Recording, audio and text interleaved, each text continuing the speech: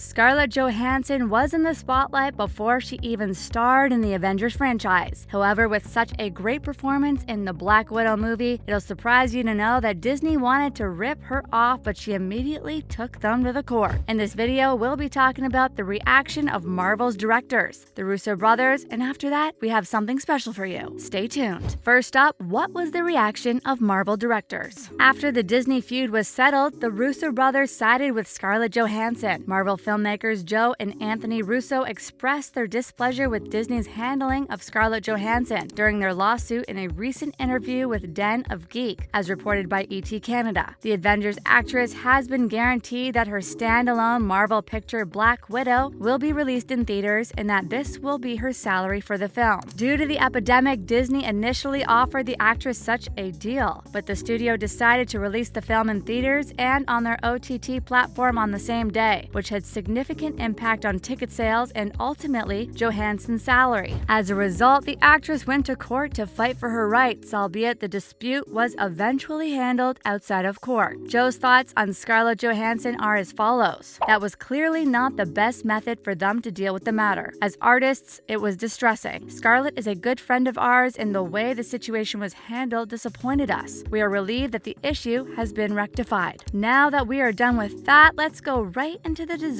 of this video. We'll be talking about the best roles in the DCEU that Scarlett Johansson would do perfectly. Starting with Poison Ivy. Fans have been hoping for years that Poison Ivy will make an appearance in the DC Extended Universe, DCEU, but it does not appear that this will happen anytime soon. At this rate, it looks like Bruce Wayne's archenemy Poison Ivy will have to face off against Batman, played by Robert Pattinson, before she can become one of the Gotham City Sirens alongside Harley Quinn and Catwoman in the DC Extended Universe. If Poison Ivy were to become a part of the DC Extended Universe, Scarlett Johansson would be a perfect choice to play the role of Ivy. Fans would also find great entertainment in watching her develop a romantic interest in Harley Quinn, played by Margot Robbie. On the other hand, an LGBTQ actress might be a better fit for the part. Consequently, even though Johansson seems like the ideal candidate on the surface, Ivy might be more suited for another role. Although it might be a bit weird for us to see our lovely Scarlett play the role of a villain, I think she will do pretty well in playing the role. However, as said earlier, she will have to play the role of a lesbian, which we have not seen her play in any of her movies. Next, we have Starfire.